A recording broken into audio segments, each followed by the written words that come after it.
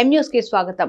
రాయవరం మండలం వెదురుపాక గ్రామంలో కొలువైన శ్రీదేవి భూదేవి సమేత జనార్దన స్వామి ఆలయంలో పవిత్ర భీష్మ ఏకాదశిని పురస్కరించుకొని వల్లు సత్యం లక్ష్మీ దంపతుల ఆధ్వర్యంలో ఏకాహం నిర్వహించారు. భజన బృందాలు భక్తి గీతాలు ఆలపించారు. దేవాలయం అర్చకులు అంగర సూర్యనారాయణ ఆచార్యుల సమక్షంలో ఆలపించిన గీతాపారాయణం భక్తులు శ్రద్ధగా విన్నారు.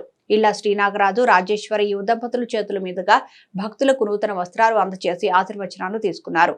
అనంతరం భక్తులు తీర్థ ప్రసాదాలు స్వీకరించారు.